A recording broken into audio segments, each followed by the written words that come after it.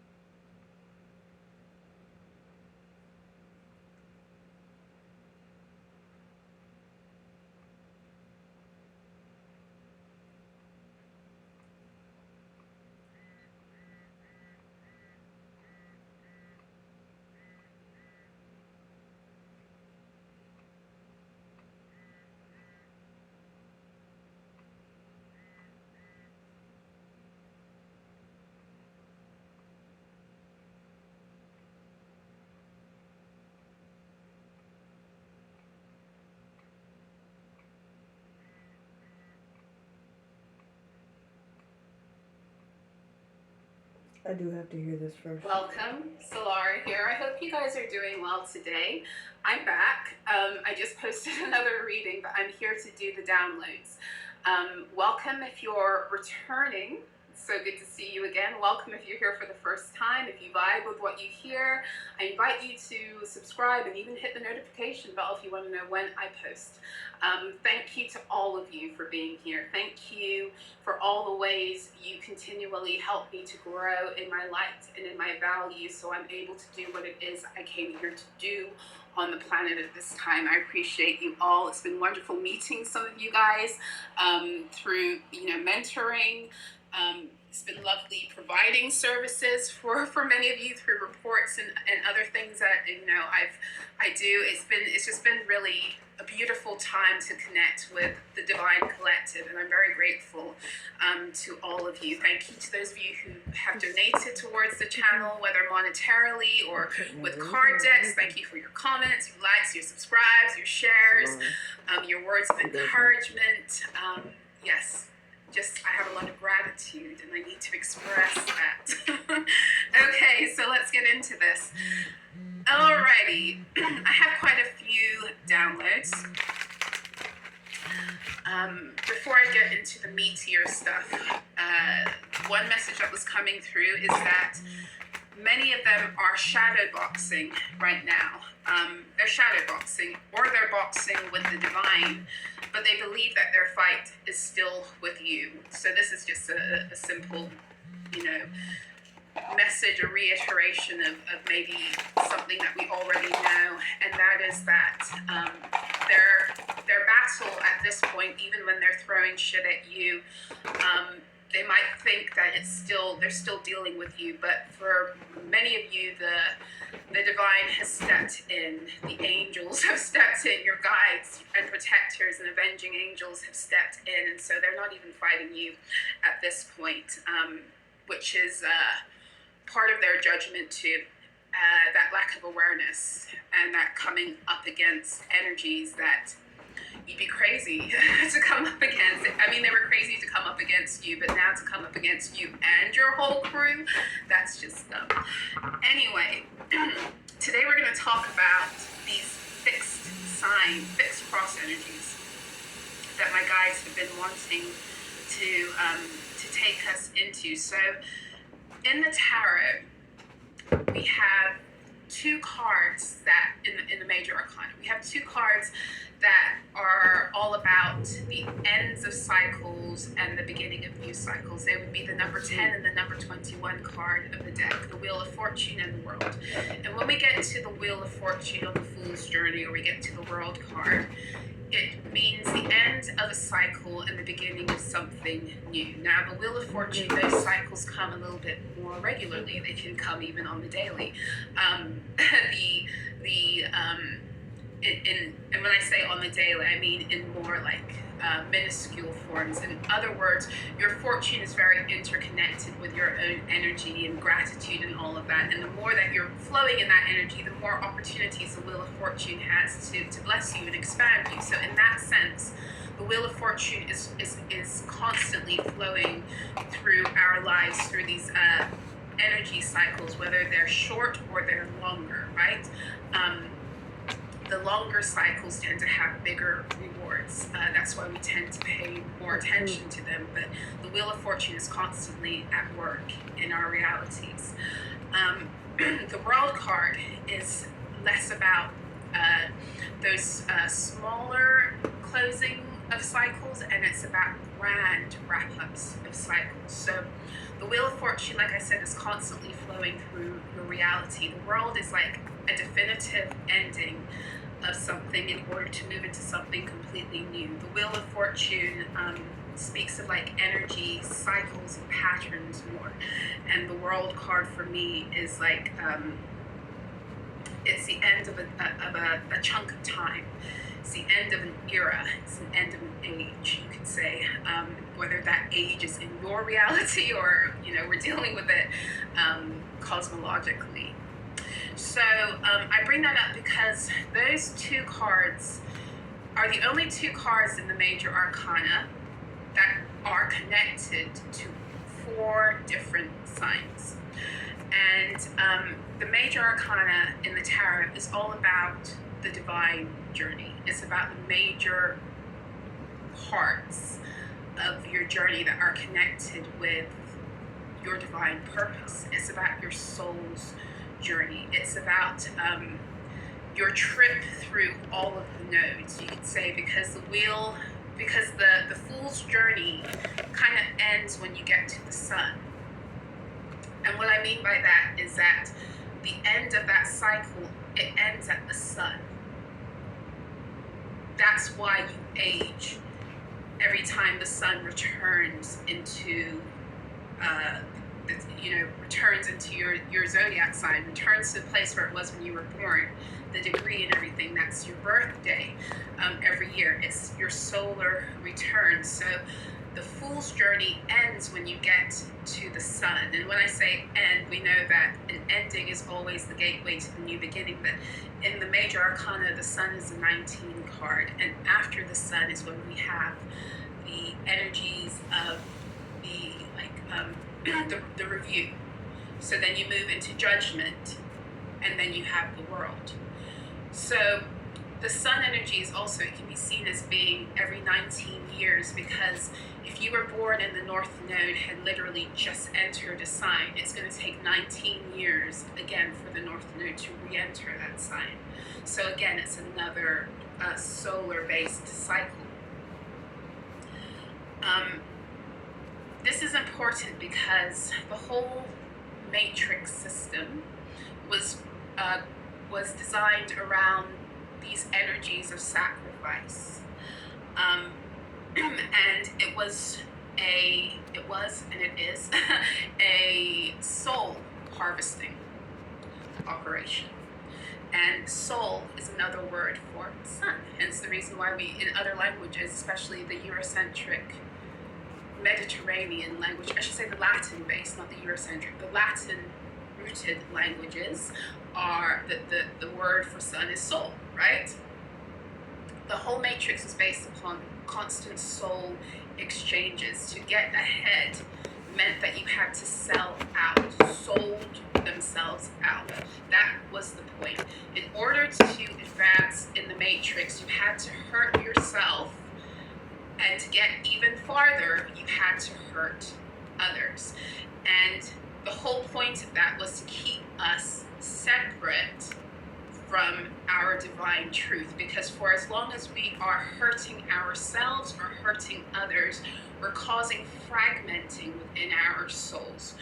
We're causing a lot of separation energies within self, and we cannot be one with the divine if we are not one with self. So everything, even what Jesus was talking about in the Bible that they took and they twisted and distorted, was about escaping the matrix through the cross. Jesus was badass. Jesus came to show us the way out. I know they took him and they put him on the cross and made it seem as if your salvation was supposed to go through him. That was another distraction tactic our salvation or our escaping the matrix is through our resurrecting those Christed energies within self, otherwise known as raising your kundalini, which can only really properly be done once you come back into the wholeness of self, once you recover the wholeness of your soul and your energy field. And Jesus came to show us how to do it. That's why they hated him so much, because the establishment at the time, and who hated him the most? I'll tell you who hated him the most. It wasn't even Rome. He fucked off Rome, he definitely did, but it wasn't even the Romans who hated him the most. The ones who hated Jesus the most were the religious institutions who were harvesting the energy off of people by keeping them out a true relationship with God, by making them believe that they had to go through them and they had to do this and they had to do that. Was all distraction in order to gain access again to their divine truth, right? So Jesus came and said, that's not true. Jesus was schooled through like the Egyptian mystery schools, as was Mother Mary, as was Mary Magdalene. And as such, he learned about his energy field. And if you read the Bible with a new lens, especially the New Testament, you'll realize that all of Jesus's parables and lessons were about us recovering the full access of our own energy field, also known as your Taurus field, T-O-R-U-S, your Taurus field, in order to reconnect with your divine truth, because it's in the recovery of your own energy field that you no longer have to sacrifice yourself or sacrifice others in order to live successfully within the context of the dimensional limitations of the matrix. I hope you're following me. So Jesus came to show us how it was done. So when Jesus was healing the sick and raising the dead and helping the blind to see, he was actually doing those things. He was doing it by having full connection to the divine, because he recovered the entirety of his energy field, which allowed him to travel through time and to work interdimensionally and to bring those interdimensional gifts as a conduit back onto the planet to do the things that on this earth realm seemed as if they were, oh my gosh, supernatural, and really they are a natural way of being in existence if you are a multidimensional being. Now, when we came through the veil of forgetfulness, we agreed. And this is why Earth is one of the hardest places to ascend, is because from what I've been, what I've learned, it's one of the few places where you have to, first of all, descend in order to ascend, but you also have to forget who you are. You can't come here knowing the things that are true about yourself. That is kind of the point of the journey. And at every turn, everything is designed to make you forget who you are. So the whole point of ascension, especially on this plane, is to recover the fullness of your Taurus energy. And so in the last reading, I was telling you, I was stating how that fixed cross energy is all about your wealth. It's about your divine wealth. It's about the activation and the acknowledgement of it in order for it to come forth. And then it's about the distribution. That's what the fixed cross energy is all about. And so in order to exit the matrix, we must go to the cross. And we also must become the cross. And what do I mean when I say that? Well, the cross, if you think about it, there are two ways to have a cross. You can have the X cross, or you can have the one that we know of, through religion. And we are the cross when we are in divine alignment. And what do I mean by that? I mean that when our Taurus energy field is working properly, when we've recovered our energy and all the fragments of self that we've sacrificed and have been sacrificed in order to keep the matrix system alive, so they could take that energy and use it to gain their own sense of material wealth and false Godhead over themselves and others. Once we recover back and we come into alignment with our divine truth and we recover our energy field, what we're doing is that we are reconnecting by way of our energy column, which in physicality is your spine, but it's where your 7 main chakras run, right? The ones that we all know pretty well are the 7 main ones that are from the crown to the root. That's your main energy column that runs through you, right? When you are in alignment and you have come back into union with self and therefore been able to recover your own energy and the integrity of your energy field, also known as your Taurus energy field or your aura, some people would call it an aura, you are now connecting vertically. You are vertically connecting. And that makes the first part, the vertical part of the cross. So now you are connected to your divine truth and you are being a bridge and you are linking it now into the earth and you are in divine alignment vertically, right? So once, and that would be mainly the Taurus and the Leo energy, because those energies are more concerned with self and your connection with the divine. The Scorpio and the Aquarian energy moves then into dealing with others in groups. And this is where we have the horizontal line of the cross. And this is where the Gemini energy also helps us. Gemini rules your hands. And the horizontal line of the cross is more concerned with now the distribution of that wealth. So vertical is your connection to God, the divine source, and how you pull that into your earthly reality.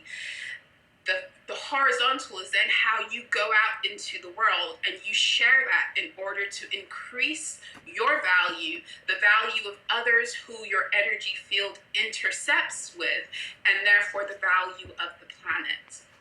I hope I'm making sense.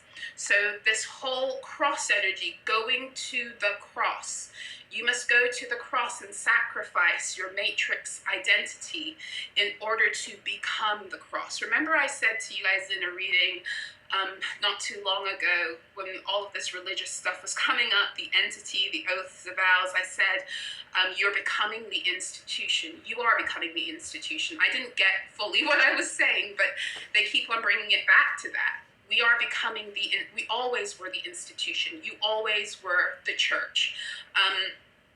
But you do that by going to the cross to sacrifice the matrix version of you so that you can rise in the fullness and be the cross, be connected as above, so below, and go out in the world and to live that way and to give it, right? So, as such, that Taurus energy, which in traditional astrology, and let me preface this, especially to those of you who are, trained in the area of astrology, I'm not. I don't pretend to be in any way, shape, or form fully knowledgeable about this stuff. My guides were very specific with me when I started learning. I started to go into learning classical, even horary astrology, I think I pronounced it right, I'm not sure, and esoteric astrology, and I kept on being pulled out, and they were very insistent on teaching me astrology through tarot. So I've learned about tarot, I've learned about astrology through tarot, hence the reason why I do tarot astrology reports. So I don't have the language of an astrologer. I still don't get things like, conjunctions and squares and sextiles and all that other stuff in the way that people break it down in, more classical forms of astrology. I've been trained astrologically directly by way of my guides and through the knowledge and the wisdom I already carried within myself that has been pretty much just activated. So as such, there's still much I don't know, and I definitely don't know how to articulate it fully in the same terms. So please bear with me if you're coming and you have more of a classical approach. Taurus energy in Western or tropical astrology is over the second house, and in that form of astrology, they'll tell you that that has to do with your money and your worth and all this other stuff. That's not what I've been shown. Come on, I've been guys. shown that in terms of astrology is here to show us our soul's journey. It's not here to teach us how to look at what's happening outside of ourselves to figure out what to do within, if that makes sense. And so, as such, the way I've been taught is that the first 6 signs of the zodiac deal with self and our relationship to God, and how that is then, or our relationship to the divine, or our relationship to the source, and how much that is either actualized or minimized through our primary developmental experiences. Okay, so for example, your first house, Aries energy, is connected to the crown, right? So it's all about your divine identity. This is your I am that I am. Now, for as long as you don't know that I am or that you are, then other people are telling you who you are. So when you come into the world, in other words, you have a divine identity, and you have been entrusted with people who are supposed to help you live that divine truth. So we have it very backwards when it comes to how we interact with children on this realm. We, as adults, call children into being. We ask them to come